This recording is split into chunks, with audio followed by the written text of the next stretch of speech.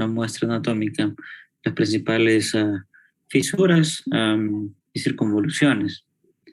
Muy bien, en términos referenciales, usted siempre comienza con aquella fisura interhemisférica. Entonces, por ejemplo, tomando esta porción ahí, ¿qué nombre le daría usted a ese surco, a esa fisura? Vamos a ir viendo. Alex Cáceres.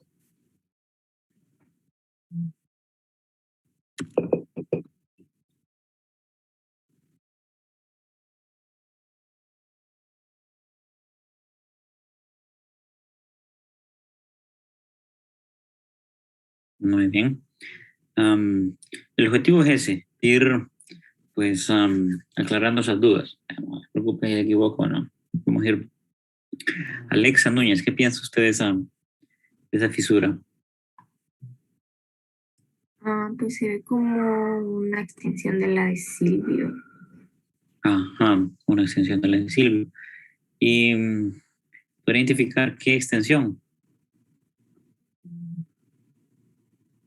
El ramo ascendente.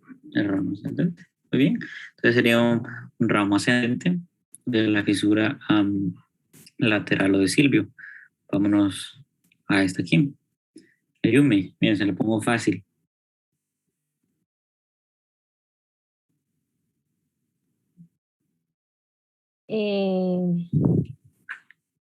No sé. Muy bien, muy bien. Aquí me cambió el orden. Daniel Castillo, ¿qué pensaría usted de eso?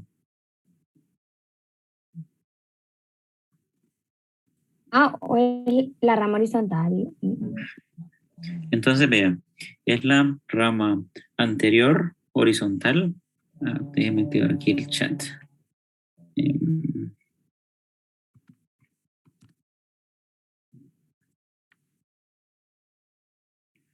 De Silvio, pero horizontal. Muy bien. Viendo. Entonces ya identificamos que usted va a seguir y esta ya sería por deducción, por descarte, así como van haciendo algunos.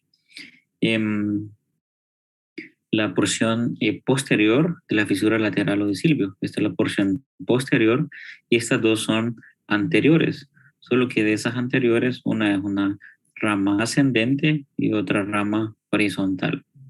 Ahora, vean el ejercicio nuevamente señalando esta fisura lateral o de Silvio, ¿hasta dónde llegaría? Si yo le hago este corte aquí,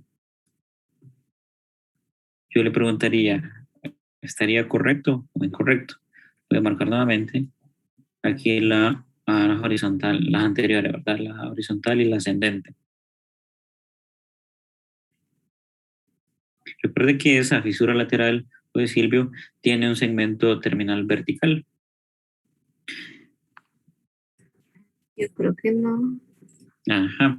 Entonces, usted lo que hace es seguirla, obviamente, va en la parte más posterior y tiene ese segmento bien verticalizado. Pero para confirmar esto, creo que no, es más al fondo. Exacto, entonces se va a esa parte. Ahora, una vez que ya identificó estos segmentos, dice, bueno, la fisura lateral o de Silvio me sirve para delimitar lóbulos temporales en la parte aquí inferior y arriba tenemos, por acá, otro tiene que ser frontal y algo aquí tiene que ser parietal. Ahora veamos esos límites. Si yo le coloco una fisura que va, vea que aquí hace una tortuosidad, y le pregunto, ¿cuál cree que sería esa fisura? Daniel Hernández, ¿qué pensaría usted ahí? Teniendo en consideración el marco referencial de su fisura lateral o de Silvio. Creo que será la poscentral, doctor. La poscentral. Entonces, vamos a ir identificando estas otras. Isaac, ¿qué diría usted de esta que estamos señalando aquí? Esa sería la central, ¿no? la central orlándica y ahí ya queda más fácil en hacer la división de la otra, de la precentral. Entonces eso permite decirnos que tengo aquí esto para acá ya sería parietal y el resto anterior pues sería lóbulo frontal. Déjenme limpiar nuevamente esa parte. Si identificando esas estructuras yo le pongo una fisura que va en este sentido, usted la denomina como Judith.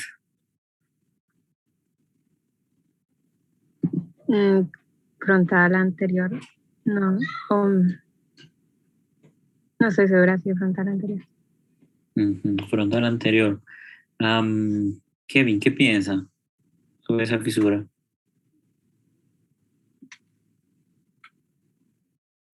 No sé si es frontal superior. Ajá. Neri, ¿usted estaría de acuerdo con ellos? Estaría de acuerdo con el lateral. Es frontal inferior, creo. Ya que la identifico. Ajá.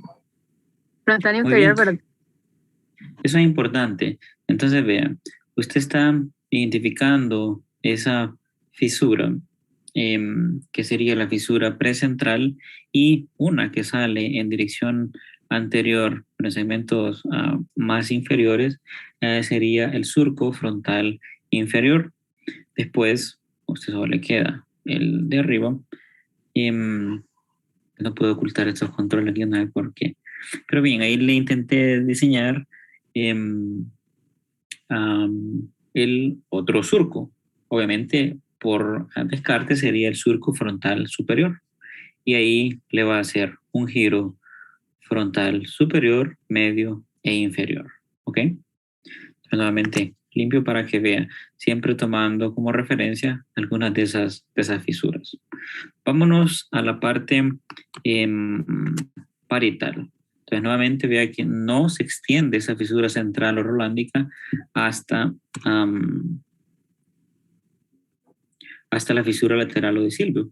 Pero, como bien la identificaron, otro punto importante es la terminal vertical. Si yo le coloco esto aquí, orientándome a la circunvolución o el giro, usted lo denominaría como. Vamos con Alex nuevamente ahora. Alex Cáceres.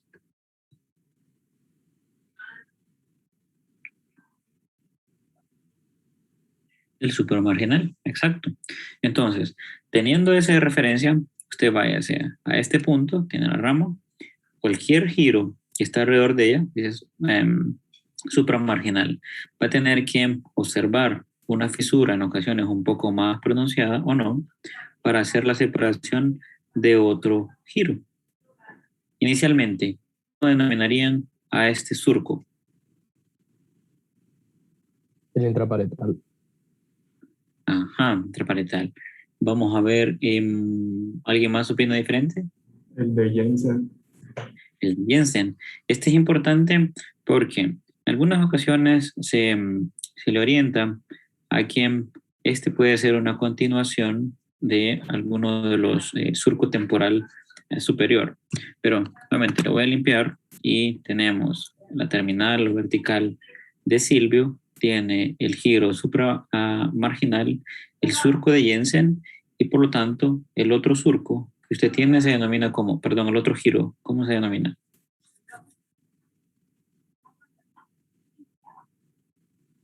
Tiene el supramarginal, Jensen, y continúa el angular.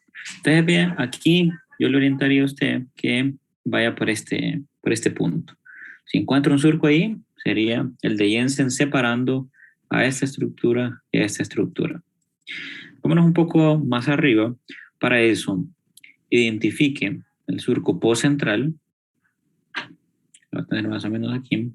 Y en esta figura, ponemos en este esquema, esa última que estoy delimitando, esta aquí, ¿cómo cree que se llamaría?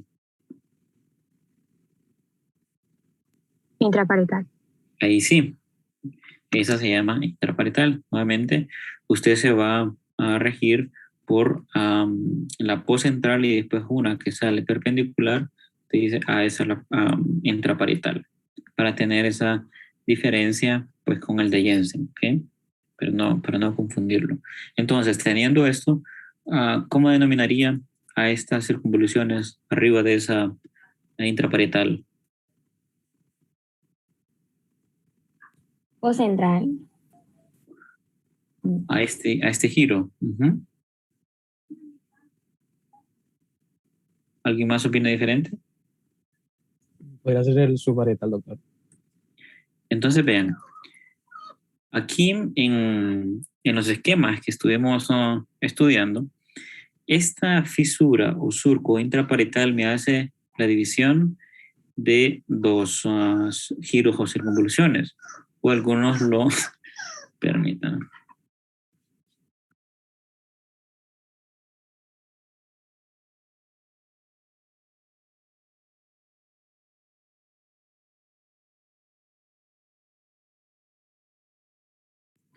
Bien, entonces ese surco intraparietal me va a dividir superiormente, en los esquemas hasta dice lóbulo parietal superior o lóbulo parietal inferior, o como nosotros concordamos en un giro parietal superior, este aquí, y aunque no esté tan delimitado, y este otro giro parietal inferior, ¿ok?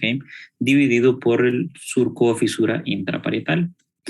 Obviamente en alguna de estas puede haber una intersección entre esos dos circunvoluciones. Ahí se estaría identificando las porciones de su parietal. Vengámonos siempre tomando como referencia a la fisura lateral o de Silvio, más con la rama posterior, y nos venimos al lóbulo temporal. El lóbulo temporal tiene sus fisuras, una por acá y otra por acá. Entonces ahí es simple, ¿verdad? Uno, el giro temporal superior, medio e inferior. Y toma el nombre, forma homóloga como el frontal. Surco temporal superior, este aquí, y el inferior para hacer esa subdivisión. En ocasiones, vean, tomando como una muesca que aparece por acá y allá en la cara sagital podemos hacer esa posible delimitación, aunque sea virtual, del lóbulo temporal con el occipital, y aquí tendríamos como una continuación. ¿Cuál cree que sería esta que estoy marcando ya en el lóbulo occipital? Esta aquí. ¿Qué surco? Calcarino. Ajá, calcalino. ¿Quién más opina diferente? Sería lingual. Ajá, muy bien. ¿Alguien más? Todavía no.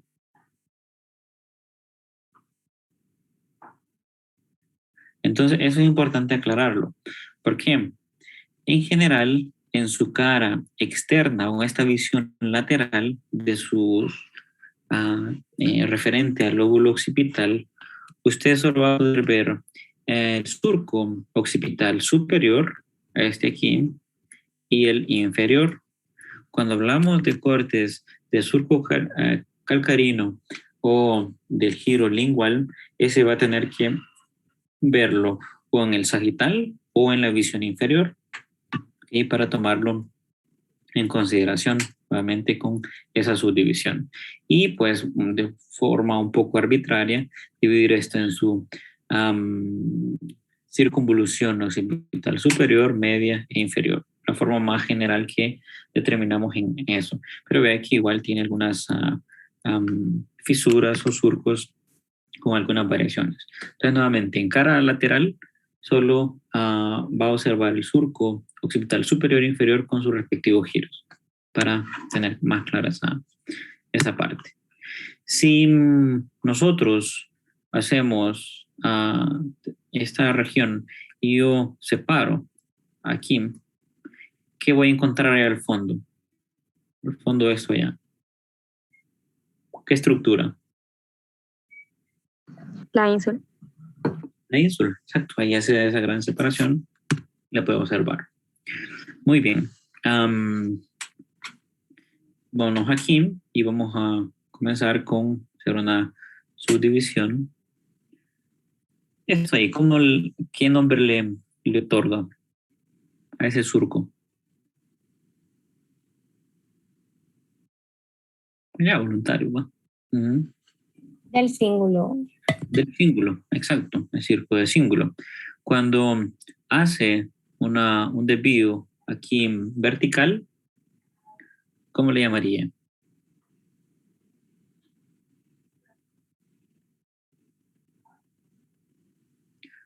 Se le conoce como surco marginal. ¿Okay? Esa continuación de ese ascenso es el surco marginal.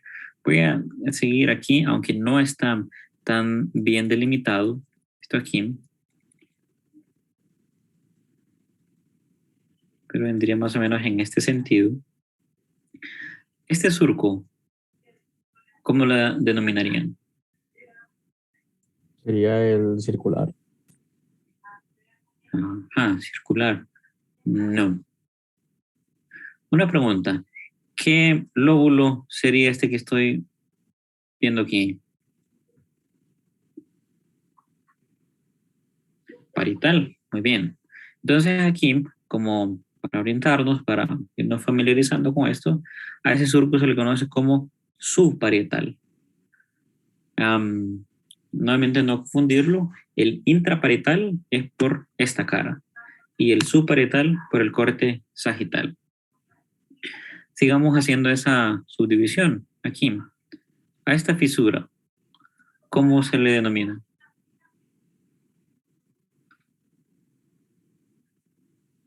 Esta última. Isaac. ¿Cómo se le llama a esa fisura? La varieto occipital, creo. Exacto. Entonces usted dice, bueno, el doctor dice que aquí está el lóbulo parietal, aquí está el occipital, se va a llamar parieto occipital. Ya en la porción del lóbulo occipital, si nosotros vemos lo que ya estaban identificando. Ya se le conoce como Calcarina. la calcarina. Entonces vean, nuevamente, cortes sagitales son estas que puedo observar. Vámonos, déjenme solo mover esto aquí.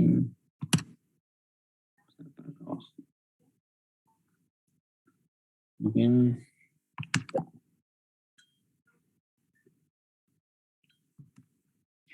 Aquí haga usted el ejercicio de identificar dónde llegaría el surco central o rolándico. Si lo ubicó aquí, en esta porción, pues eso nos está orientando esa continuidad ya en la cara lateral para seguir en esta porción. ¿Sí? Eso nos dice que toda esta región anterior, todo eso aquí, va a ser parte de su lóbulo frontal. Y si yo le coloco, por ejemplo, identificar esta estructura, solo lo estoy señalando ahí, ¿verdad? Uno, identifique esa estructura aquí. ¿Qué colocarían ustedes?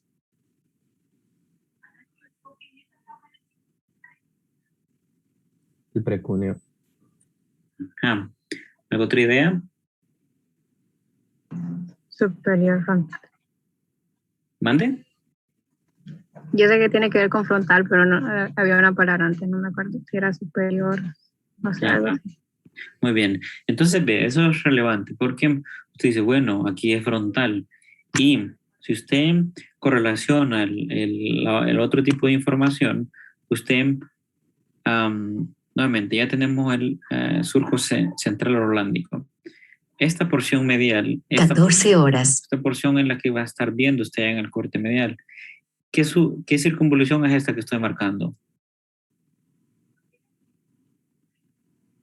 Esto aquí. Sí. Frontal, medial. Ajá. Entonces vamos a hacer nuevamente la división de el surco precentral. Tenemos el surco frontal inferior y voy a hacer con puntos aquí. Este sería el surco frontal superior. Entonces, ¿qué le queda aquí?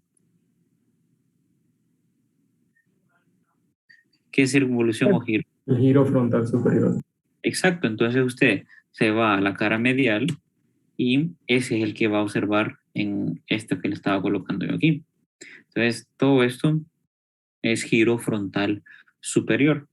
Yo les aclaré que en algunas diapositivas, solo como utilicé como forma esquemática, alguno decía medial, pero nuevamente le hago esa aclaración de que esto es giro frontal superior. Es la cara medial de lo que usted está viendo aquí lateralmente. Entonces usted ya tiene esta visión de esa cara, bueno, lo van asociando. Sigamos solo para esta delimitación, con el surco del cíngulo y el marginal.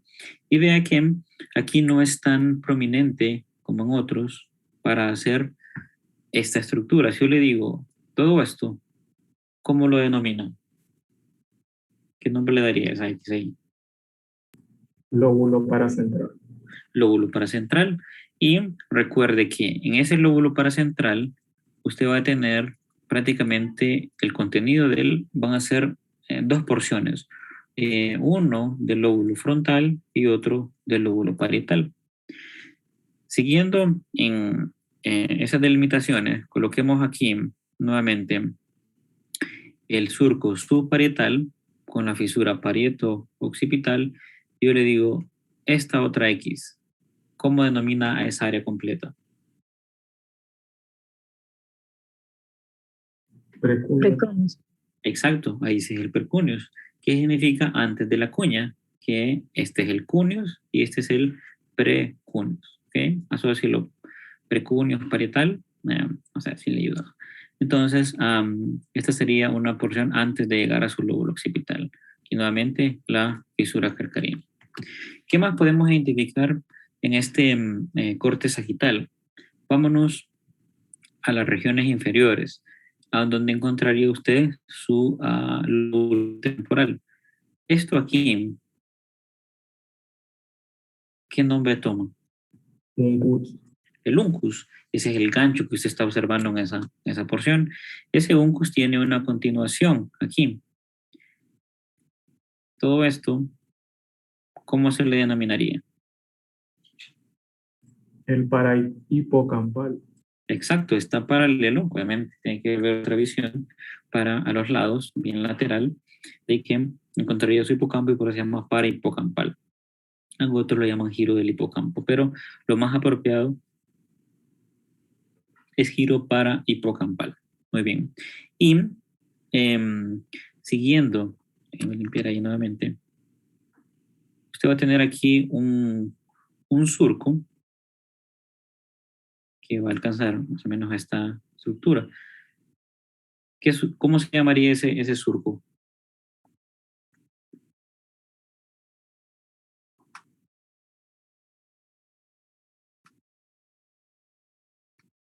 Occipito temporal. Uh-huh. Ese sería el nombre más genérico y estaría adecuado. Ahora, nosotros podemos hacer como algunas subdivisiones o otro sinónimo sería surco colateral. Porciones, por ejemplo, que están relacionadas con el uncus, a veces se le denomina surco renal por la corteza entorrenal y al resto aquí se denomina usted como colateral. Teniendo esta visión a esta estructura aquí, como delimitada aquí por la fisura calcarina y una parte de la pared occipital, esto que está marcado en X. Giro lingual. El giro lingual, exacto. Entonces, si usted se va a una porción más inferior, ese último, déjenme limpiarle aquí nuevamente, ya identificó el renal y el colateral o el occipito temporal medial. ¿Cómo llamaría a esa circunvolución o giro? El giro occipito temporal lateral.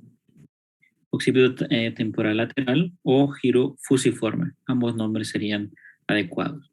Nuevamente, recordándoles que todo esto aquí, esta estructura, pues esa puede ser también considerada como occipito temporal medial, solo que le dividimos en sus componentes con el uncus, el par hipocampal y el giro lingual.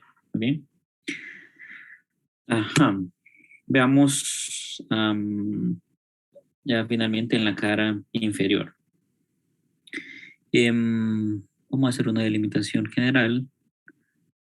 Si yo le pongo ese surco, uno a cada lado, ¿cómo lo denomina? Temporal inferior. Ajá. ¿Alguien más? ¿Vino diferente? El lateral o decir. Ajá. Entonces, vean, yo lo que estoy intentando aquí es separar la porción que está allá anterior del lóbulo frontal y esto del lóbulo temporal. Esos, aquí obviamente en una visión tridimensional, ¿verdad? Usted tendría que seguirla y ahí sí sería la fisura lateral o de Silvio para hacer esa separación. Solo es como para integrar esas divisiones. Pero si nos vamos propiamente al lóbulo frontal, en la porción inferior, esto aquí, ¿qué nombre toma esa fisura? Interhemisferio. Interhemisférica. Si nos vamos de medial a lateral, yo quito ese primer par craneal y eso se le denomina Surco olfatorio. surco olfatorio, se lo va asociando. Entre esos se delimita un giro o circunvolución. ¿Cómo se llama? Recto. Ajá, exacto, giro recto. En este ejemplo está un poco más delimitable. Vamos a ver nuevamente el surco orbitario, aquí el giro recto y después vienen unas subdivisiones en este sentido. A ese surco se le denomina por su región como Orbitario. orbitario. Entonces ahí a usted se le hace más fácil en definir algunos giros orbitarios anterior a posterior, uno medial y un lateral. Esta otra estaba un poco tortuosa, pero permite hacer esta división, lo mismo. ¿Okay? Y ya identificó lo que sería en la visión, en la cara inferior de su lóbulo frontal. Vámonos a la parte del temporal. Déjeme ver esto por acá. Muy bien. Inicialmente vamos a marcar. Si yo le colocara solo eso ahí, usted diría que es que El surco renal. el surco renal. Vamos haciendo una continuación. Ve que no siempre es tan precisa. Y después ahí quedaría más o menos en este nivel para hacer, una vez que pase esa porción del uncus, ya denominarlo como surco colateral. Ya identificó que es el giro. ¿Cómo se llama ese giro? Para Parahipocampal. Paripocampal, que está de este lado, aquí está su uncus, ya es mucho más fácil, ¿cierto? La identificación. Sí, teniendo esta imagen, yo le coloco, digamos, qué circunvolución o qué estructura están intentando señalar en estos dos. ¿Usted colocaría cuál?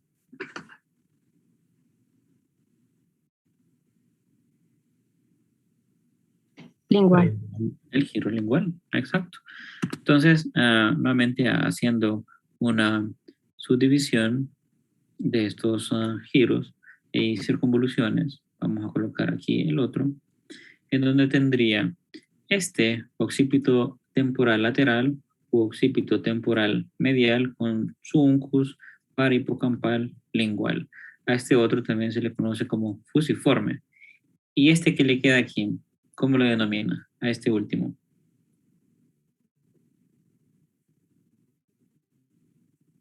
Al giro. Todo esto aquí. El giro temporal inferior. Exacto, es lo único que tiene la porción más lateral. ¿Okay? Uy. Entonces,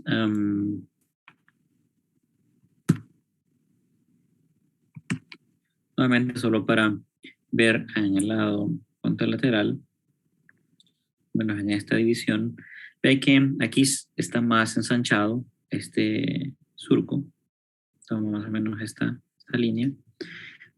Aquí está el fusiforme como tal, el uncus para hipocampo, el lingual, y aquí nos quedaría el temporal inferior. Muy bien.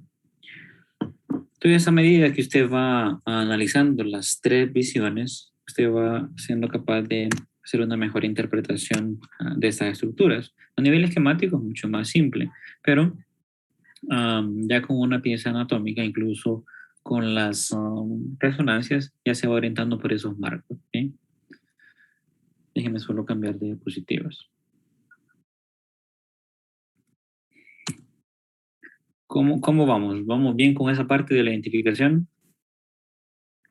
Creo que eso es lo más relevante, una de las partes más relevantes en neuroanatomía, porque al final, no tenga uno de esos estudios, va a poder ubicarse en qué lado está la lesión, o si solo lee un texto, ya le van a decir giro lingual, giro fusiforme, etc.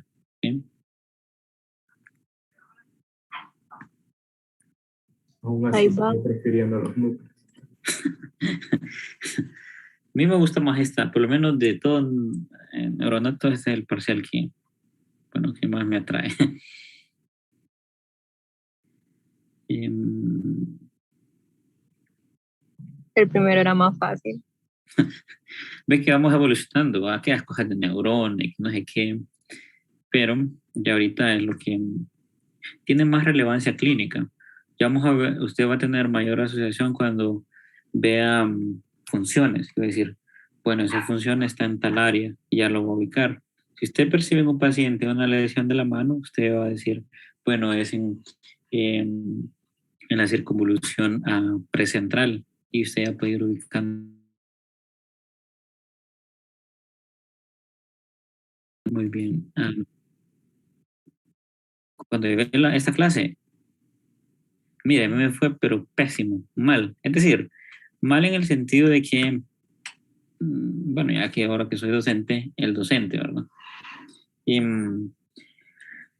había un colega, pues, que no, bueno, no me gusta hablar mal de ellos, pero no, la verdad solo dejo un libro y estudien y después vengan al examen. Y pues clase no recibí. Yo lo que hacía es, antes como era donde tenga cupo, ahí se metía uno. Entonces iba a tener clases con otros docentes. Por ejemplo, el doctor Méndez, etcétera. Algunos ya no están en el departamento. Este colega también ya se jubiló, afortunadamente, digo yo, para los estudiantes. Pero me tocó así, autodidacta. Ya obviamente donde afiancé esto fue ya en la parte de mi formación de posgrado. Ahí sí ya tenía que manejarlo súper bien. Pero no, al inicio estudiaba, hacer examen, pasar, y yo no sabía si en realidad estaba aprendiendo, ¿no? La verdad es que a medida que fui sintiendo la necesidad está un texto aquí, un reporte de tomografía, y no saber ubicarse bien, a eso lo obliga a usted a por lo menos reforzar esa deficiencia. Entonces, al final, mi experiencia... Hacía un laboratorio. ¿Mande? Hacía un laboratorio con muestras con los cerebros paramétricos. ¿O no? No tenían laboratorio. No. Bueno, la verdad es que creo que neuroanato, pues nunca he tenido. Y yo yo retorné aquí a dar clases el 2019, y con los primeros dos grupos sí hicimos una práctica. Al final, en ese tercer parcial, tienen un montón de cerebros allá, ahí en Morphos, y empezamos a hacer ese tipo de actividades. Ahí donde tenía pues mayor asociación, porque una cosa es ver la teoría, ver lo que yo le estoy diciendo, y una vez que le dé la pieza y le digo, identifíqueme, ahí está el surco. Obviamente, usted tiene el conocimiento teórico y dice, pues según esto me ubicaría por aquí. Seguimos en ese trabajo de crear el laboratorio, pero es un poco, como le digo, difícil. Más con lo esto de la pandemia, pues se nos ha complicado más. Pero en otros lados sí, ahí sí usted tiene todo, cerebros para usted estarlos partiendo, etc. Ahora saben que venden cabezas de Y yo ni sabía, ¿verdad? Porque cuando estaba en, en Sao Paulo, un neurocirujano para los residentes decía, bueno, vamos a traer unas cabezas de Alemania. Y decían las cabezas, y la cabeza valía creo que $1,000. Entonces ellos hacían todo el proceso de disección y pues se daban gusto cuando era una cabeza para cada uno. Y decía, qué loco esto. Pero claro, un proceso legal y todo eso, ¿verdad? Que cadáveres que no han sido reclamados se mantenían y pues, pues la escuela de ellos, de medicina, la escuela paulista tenía pues fondos ahí, se los traían y ellos podían practicar con más destreza. Aquí vean, somos 14, serían $14,000. Será una cooperacha. Muy bien. Qué extremo eso de traer cabezas desde Alemania. Sí, sí, sí, viera que las tienen en forma ahí criogénica y pues tienen el transporte y todos los permisos para entrar. Yo quería una, pero no pude conseguir. Bien. Bueno, hoy, bueno, ya intentando que usted tenga el conocimiento de esos giros, de esos surcos, de cada uno de los lóbulos, pues ahí tiene que hacer un corte y observar todo esto interno, la configuración cerebral interna, que es lo que usted puede identificar a grandes rasgos. Bueno, vamos a hablar de los ventrículos laterales, esto más superficial porque hay una clase solo de circulación, hablaremos de cada uno de ellos. Hay un grupo de concentración de cuerpos neuronales, que a eso nosotros los denominamos como núcleos. Verá cuáles son los denominados núcleos basales, que ya lo identifica que es su tálamo, y algunas distribuciones de las fibras de sustancia blanca. Toda esa conectividad de un hemisferio con otro o de un giro en el mismo hemisferio de forma ipsilateral. Con los ventrículos laterales, que son estos aquí, esta C que forma con un cuerno allá posterior, vea la ubicación, aquí le está diciendo que esto está en el lóbulo frontal, se extiende hacia parietal, incluso va hacia la región occipital y hasta hacia la porción temporal. Es una gran cavidad que va a servir para después hacer el sistema de circulación del líquido cefalorraquídeo. Si se hace un corte axial, pues se va a encontrar esas diferentes cavidades asociadas con diversas áreas. Ya hemos discutido, por ejemplo, el cuarto ventrículo allá a nivel del tallo encefálico. Vamos ascendiendo, encontramos el tercero, ahí el término o la estructura de referencia pues, va a ser su tálamo en este punto, y después encontraremos esos denominados ventrículos laterales, que tienen esta en la región anterior, otros más orientados a las porciones temporo-occipitales y parietales. ¿Sí? Pero hablaremos de eso más en detalle. Vea una visión esquemática de toda la extensión que tiene en relación a sus hemisferios cerebrales. Siempre uno a cada lado, una vista lateral y a una vista anteroposterior. Siempre orientados a la confluencia en la línea media para hacer ese drenaje. ¿Okay? Pero esa circulación como tal, de dónde va y en todo ese circuito, lo vamos a hablar en una clase posteriormente. Aquí lo que sí hay que destacar son los núcleos basales. En muchos textos usted va a encontrarlos como ganglios basales, pero ya hemos definido que ese conjunto de neuronas en el sistema nervioso central se le denomina como núcleos. Esos núcleos que le gustan, ¿verdad? Dentro de estos podemos hacer algunas enumeraciones. Uno es el cuerpo estriado, otro el cuerpo amigdalino, el antemuro o claustro. Sin embargo, para la clase vamos a mantener esos tres, pero se puede también incluir el núcleo subtalámico, aquel parte del diencéfalo, o algo otros también la sustancia negra como parte de estos. ¿Okay? En muchos textos van a tener esa inclusión, pero aquí mantendremos estos tres. Hablando de el cuerpo estriado, todas estas son áreas que las va a encontrar de forma subcortical. Usted tiene todo esto que es corteza aquí, entonces se le denomina conjuntamente como áreas subcorticales. Cuando lee ese término dice áreas más a la línea media y probablemente asociadas con núcleos basales. ¿Qué es el cuerpo estriado? El nombre de estriado viene por unas estrías que se observan prácticamente en la mayoría, pero en algunos son un poco más evidentes. Este, pues, es el más voluminoso y es el que está conformado por el denominado núcleo caudado y núcleo lenticular. Es decir, solo fueron agrupando, pero al final uno dice, cuando se refiere a cada uno de estos núcleos basales, uno ya habla el término específico, el término técnico. Pero hablando de este caudado y lenticular, el mismo lenticular ya ver que se va a subdividir. Como le menciono aquí, el brazo anterior de la cápsula interna lo divide parcialmente. Si se ubica en esto, está la región anterior y está la región posterior o occipital, y la cápsula interna es todo esto. Solo que, para ir adelantando, obviamente por términos de referencia, esta división para acá va a ser el brazo anterior y el otro, lógicamente, el brazo posterior. Se puede denominar cápsula interna con brazo anterior o posterior. Incluso a este punto aquí en el ángulo se le conoce como rodilla de la cápsula interna. Solo para entender a qué se está refiriendo con esto. Pero nuevamente en una visión separada de estos núcleos, pues a este es el núcleo lenticular y este es el núcleo caudado, porque tiene esa gran cola. Ya esto no forma parte del caudado y este aquí es su tálamo que tiene al fondo. Entonces, este nuevamente es su tálamo.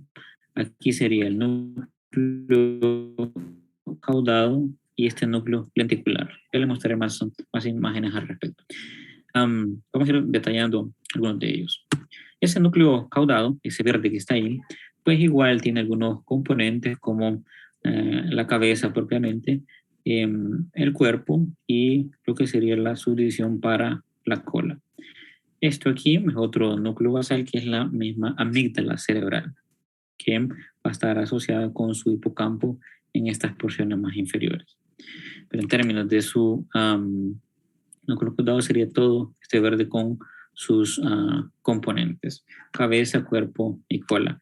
Vea que va a tener prácticamente una conexión directa, una continuación con el núcleo lenticular y específicamente con una parte más externa e inferior, que sería su núcleo llamado putamen. ¿Qué otros términos de referencia puede encontrar con el núcleo caudado? Bueno, aquí nuevamente imagínense región anterior, se le retiró en esa disección toda parte frontal, una porción parietal, y este agujero que usted ve aquí sería la cavidad pues de porciones del ventrículo lateral con las astas, pero esto que ve al fondo esa es la porción o la extensión, esto verde que está viendo ahí, pero en esta disposición anteroposterior. Ese es un núcleo caudado.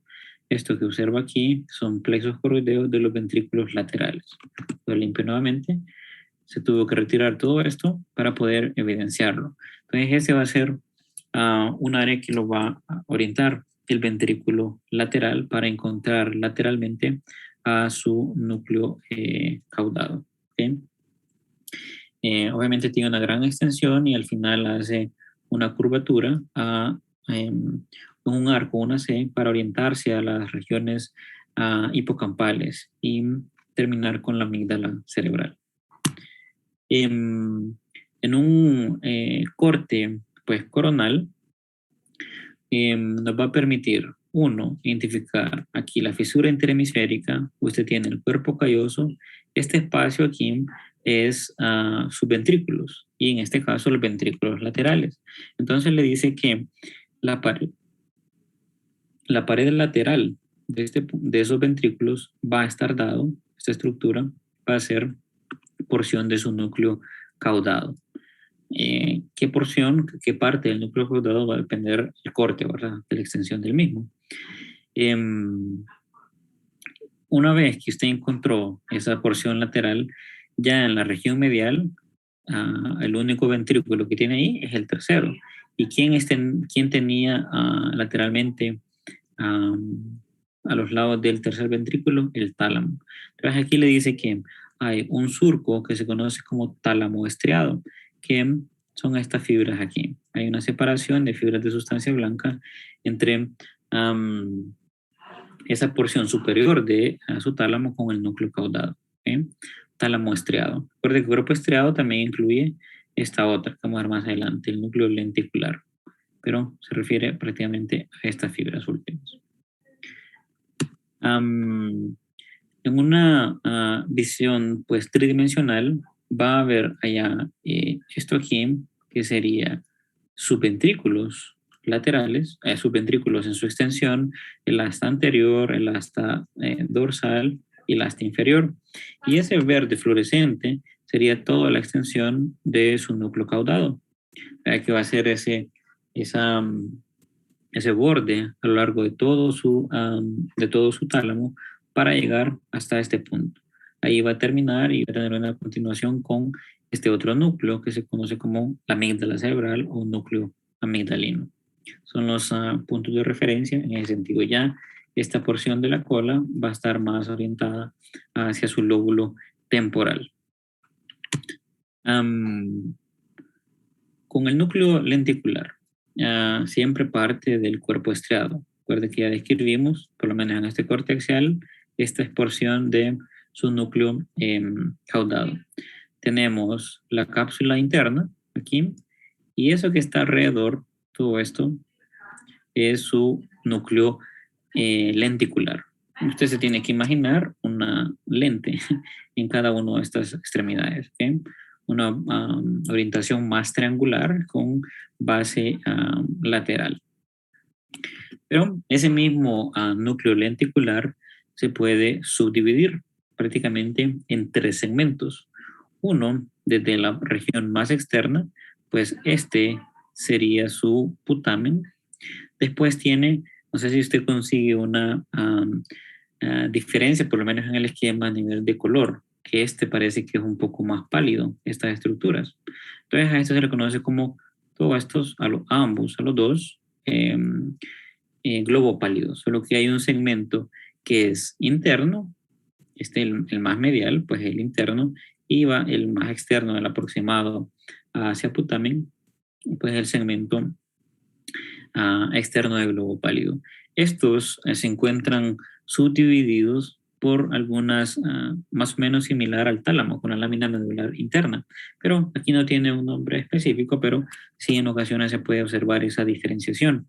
Cada uno de ellos pues se asocia con funciones motoras y en ese control del movimiento, aunque el circuito es altamente complejo, pero se puede hacer esa separación. Entonces, nuevamente, el más externo es putamen. Después nos queda globo pálido con segmento externo y segmento interno.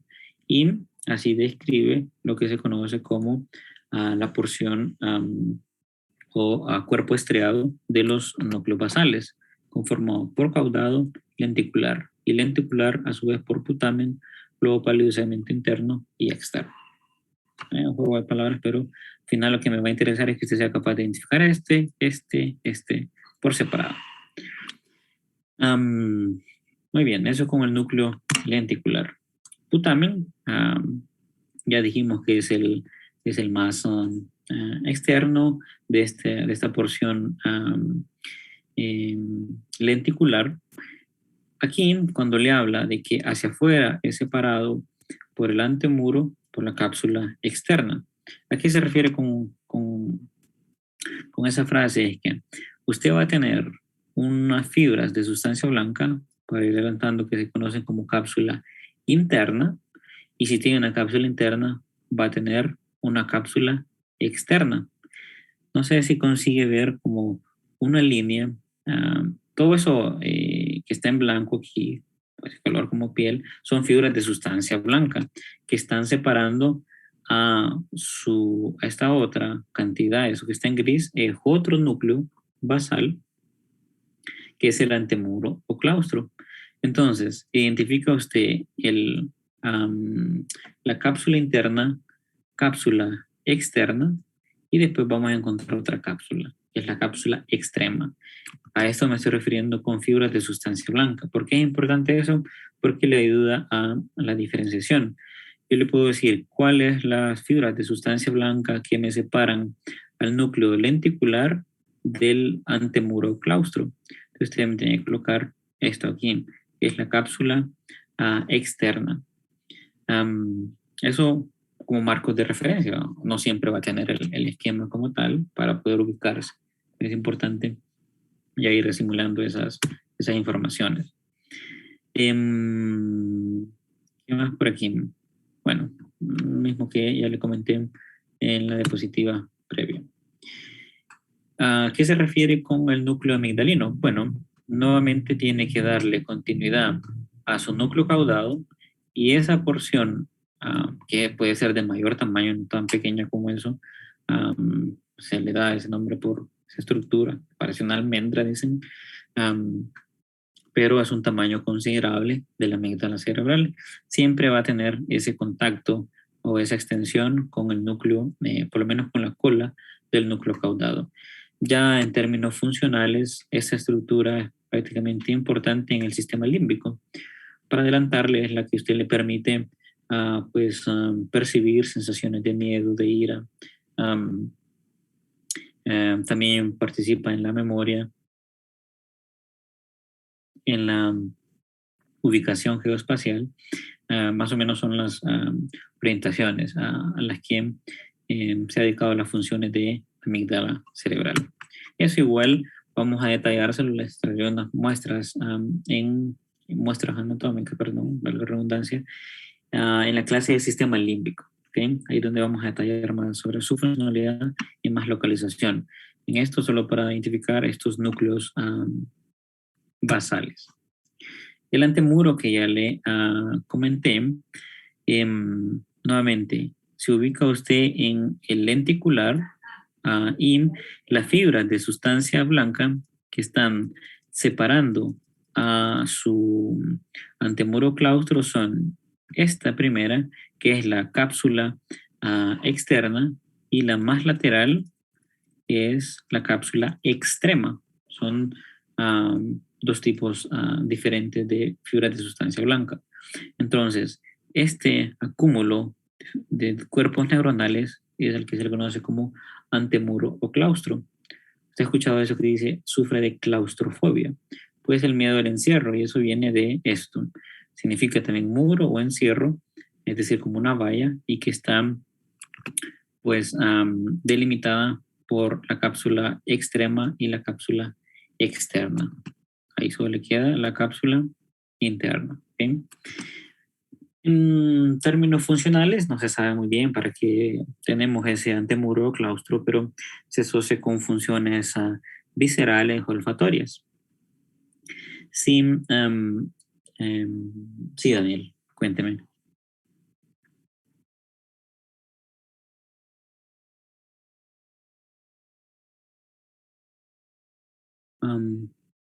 Bueno, Daniel, no sé si tenía la mano levantada. Sí, perdón, estaba muteado, disculpe. Con respecto al putamen, la parte que está uniendo la parte superior con el putamen como tal, ¿es por el corte que se ve solo de un lado y no del otro o cómo?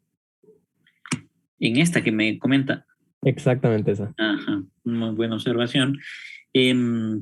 Voy ya adelantándole a su pregunta para contestársela. Tenemos una estructura que se conoce como núcleo accumbens. Este prácticamente es una unión entre dos porciones de dos núcleos basales. Ese se refiere al caudado y al putamen. Entonces, a este punto donde hay una intersección prácticamente en la región más inferior y lateral, a veces se le conoce como accumbens. Este es un núcleo que pues, se activa mucho por sistemas de recompensa, hay mucha liberación de dopamina y esa unión, por lo menos en esa figura, intentaría establecer esas funciones de este es el caudado y este es putamen, de esa conectividad. Tal vez aquí se les fue eso, pero usted lo va a encontrar en los niveles más inferiores, es decir, tiene que hacer un corte en este nivel para poder identificar ese núcleo accumbens. Pero ya ahí usted está observando, nos puede orientar a esa conectividad entre los dos núcleos. Entonces, si pudiéramos por lo menos identificar ese punto, diría, probablemente sea una porción del núcleo accumbens, la unión entre una porción del caudado y del putamen. ¿Ok? Ok, gracias. Perfecto. ¿Qué más? Bueno, aquí ve que ya en una muestra anatómica, ya usted le ve en la palidez ahí al globo pálido. Algunos van a decir que sí, parece que tiene una diferencia de contraste, pero nuevamente, ¿cómo identifica usted esto? Estamos mover esto aquí, que no veo. Ajá. En 10, aquí, estamos ante este corte.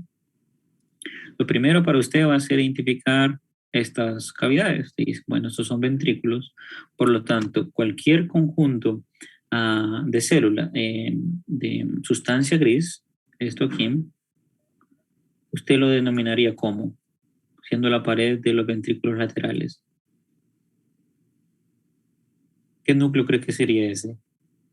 El caudado. Exacto, el núcleo caudado. Entonces, el núcleo caudado va a estar separado. En este caso, lo que puede decir es que serían esas fibras, lo voy a limpiar, son fibras de sustancia blanca, sería la cápsula interna. Por lo tanto, toda esta figura aquí, todo esto, más o menos, esta delimitación serían núcleos basales. Se puede decir, bueno, doctor, esos son núcleos basales. ¿Qué núcleos basales? Va a depender de la división. Intente, no sé si aumenta ahí su imagen y ve como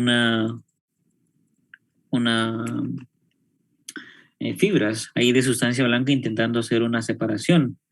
Yo podría colocarle esta estructura y esta estructura. La parte más lateral del el núcleo lenticular sería el putamen. Y si yo le coloco esto aquí, podríamos solo decir que es globo pálido. Yo no, por lo menos aquí no es perceptible la división entre el segmento interno y segmento externo. Obviamente, si yo le colocara aquí, usted dice globo pálido, probablemente el segmento interno. ¿Okay? Entonces ahí puede identificar más o menos la estructura. Haga el ejercicio de localizar la cápsula externa. Entonces usted se va para putamen y percibe esta línea aquí, una de cada lado. Nuevamente lo limpio y esa sería su cápsula externa. Vamos a identificar su claustro o antemuro.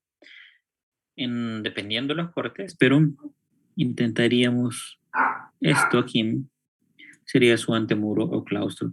Vea que en la otra porción, un poco menos delimitado, pero se puede hacer esa diferenciación por la cápsula externa y la cápsula, ¿cómo se llama esta cápsula aquí? Extrema. Extrema. Y solo quedaría una estructura. Si yo le coloco a que me identifique esto aquí, yo colocaría que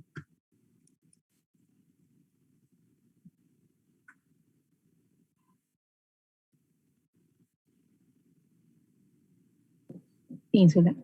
exacto, ahí tiene la ínsula. Entonces usted se puede ir de las regiones más mediales, usted dice, bueno, globo pálido, sus segmentos interno, externo, tenemos putamen, tenemos la cápsula externa, antemuro, claustro, cápsula extrema y toda esa corteza que va a encontrar ahí, ya en la porción más lateral es su ínsula, una de cada lado.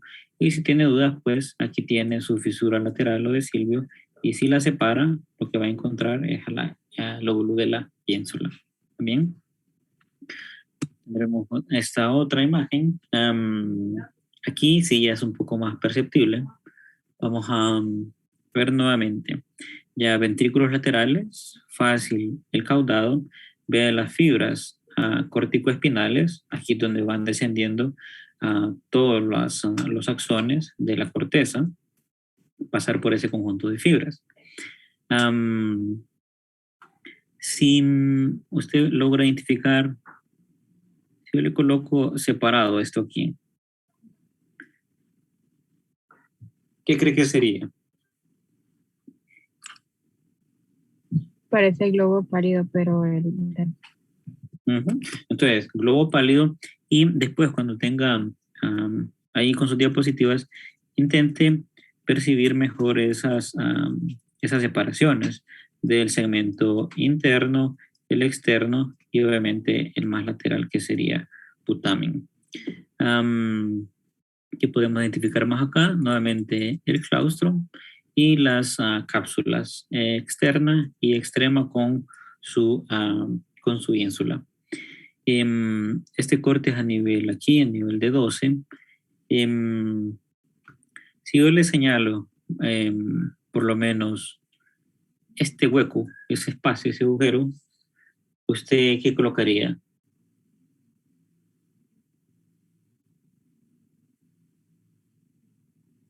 El tercer ventrículo. El tercer ventrículo. Entonces, esta estructura aquí, ¿qué sería esa última? Sería el tálamo. Sería el tálamo. Entonces vea que las preguntas no son así como reacciona la Virgen, como qué pregunta tan difícil. No, es solo ir interpretando esas informaciones. Muy bien. ¿Y qué otra estructura podemos identificar aquí? Fácil, miren. Esto aquí.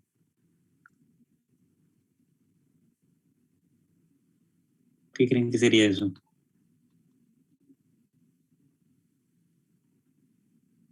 El uncus. ¿Mm? El que, no sé, Kevin. El uncus. El uncus. Ese es el hipocampo. Estas cositas así onduladas, toda esa estructura es el hipocampo. El uncus, pues, tendría que ser una porción más medial, pero en este corte casi no lo va a observar.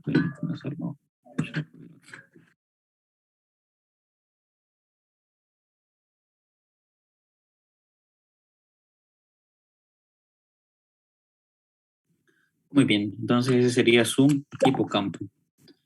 ¿Qué más tenemos para hoy? Bueno, un corte axial, para arriba, el corte 9. Y vamos a ver, vamos a irnos ubicando. Si le señalo S1, ¿qué cree que sería S1? tálamo. Excelente, entonces aquí tiene su tercer ventrículo. Aquí, esas porciones del 2. El caudado. No creo que Caudado. Sí, me estoy refiriendo por lo menos a estas fibras, aquí, fibras de sustancia blanca. La cápsula interna. Cápsula interna. Este 3. Núcleo lenticulado. El núcleo lenticular. Ahí es difícil, ¿verdad? Para ver la porción de putamen, globo pálido, ahí no sería tan evidente. Pero puede decir núcleo lenticular, estaría adecuado. Las otras cápsulas, pues, están prácticamente adosadas, donde diría la cápsula externa, el claustro y también la porción de la cápsula extrema. Lo que sí sería identificable sería la porción, pues, de la ínsula. Y estos relacionados con los ventrículos laterales en las astas anteriores, esto más en las astas temporales y posteriores, ya a nivel occipital. Con el núcleo accumbens, que ya les comenté, vamos a ver aquí nuevamente. para ubicarnos. Esto aquí, ahí, era uno. ¿Qué colocarían?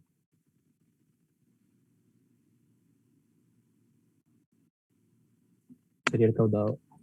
Sería el caudado. Entonces usted dice, bueno, la referencia es el ventrículo lateral. Si yo le coloco, miren que este sea 2 aquí, ¿qué usted piensa que es? El lenticular. Ajá, esa es el lenticular. Esta imagen era para mostrar que usted ve como una subdivisión de sustancia blanca, pero es en este corte 8, unas regiones más anteriores, y a esta porción, que prácticamente no está bien delimitada, esto aquí, se está refiriendo al punto en donde el caudado con el putamen, caudado con putamen, hacen esa unión, donde podríamos identificar al núcleo accumbens. ¿Okay? Limpio nuevamente, prácticamente sería en estas estructuras. Un poco más complicado ahí, pero una vez teniendo el corte en esas porciones, se podrían encontrar, porque usted no está viendo aquí, por lo menos, perdón, vea comparativamente con esto, no está viendo la cápsula interna en ese sentido. Era más para orientarle con el núcleo accumbens. Solo para mostrarle, bueno, esto de los núcleos basales, una vez que se lesionen, pueden dar una serie de alteraciones. Algunas de ellas son alteraciones en el movimiento, en la coordinación motora. Y a eso se les puede clasificar movimientos que son muy rápidos y cortos como hipercinéticos, algunos movimientos que son más lentos, que son hipocinéticos, eso se conoce como brady es lento, cinesia movimiento.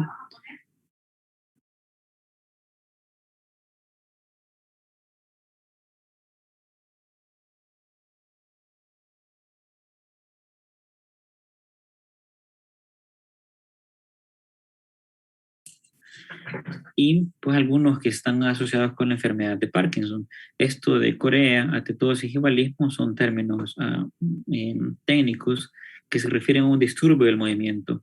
Corea, usted ha escuchado coreografía, son movimientos, parece que está bailando como una danza. Atetosis son movimientos de contorsión y valismo es como hacer movimientos bruscos de eyección. Déjeme colocarle unos ejemplos. Cuando algunos en el circuito, no quiere decir que se daña el putamen y va a tener corea, se daña el lenticular y va a tener atetosis, sino que en alguna porción de esos circuitos puede dar ese tipo de manifestaciones, o incluso en la misma sustancia negra. Obviamente, unas lesiones de corteza, incluyendo áreas subcorticales, también se puede integrar en estos disturbios. La corea se caracteriza por movimientos rápidos, involuntarios y de tipo baile. La atetosis se caracteriza por movimientos continuos, lentos y de tipo contorsión. Los movimientos coreiformes y atetósicos se han comparado con el inicio de movimientos voluntarios que aparecen de manera involuntaria y desorganizada. En el valismo, los movimientos involuntarios son oscilantes, intensos y violentos. Aparecen cuando están dañados los núcleos subtalámicos.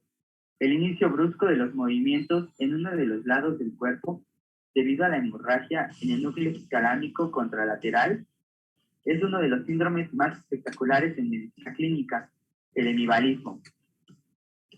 Se llama abstinesia a la dificultad para iniciar los movimientos, así como la disminución de aquellos de tipo espontáneo. Se le dice bradicinesia a la lentitud de los movimientos. No sé si este era el video original o no. Déjeme ver. Bueno, pero ahí le daba como un ejemplo que sería esto, por ejemplo, lo va a observar en pacientes con Parkinson. Él tiene movimientos mixtos que pueden ser de brady, y hipercinéticos. Van a ser movimientos cortos, más o menos similares a como está haciendo ahí el... Durante la marcha, el panorama de expresiones faciales relacionadas con el contenido emocional del pensamiento y la palabra, y con las múltiples acciones y gestos de inquietud que aparecen en todas las personas. Solo un momento, La rigidez jóvenes. es diferente de la Se les atiende. expansividad. Sí, licenciado.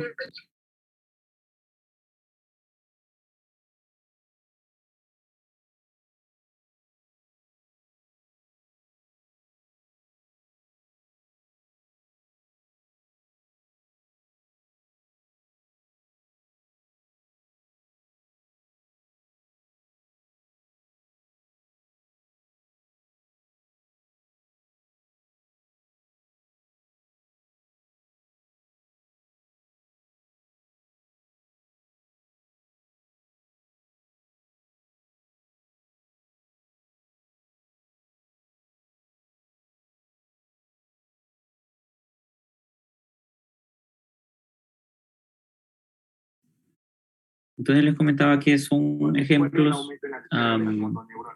de algún daño, tanto en sustancia negra, núcleo subtalámico, lenticular, es decir, cuerpo estriado caudado, putamen globo pálido, pueden dar ese tipo de alteraciones.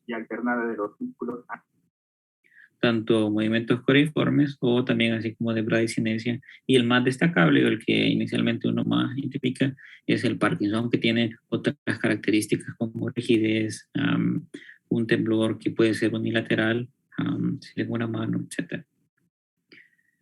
Muy bien, vamos a quedarnos por acá. ¿Alguna pregunta? ¿Algún comentario?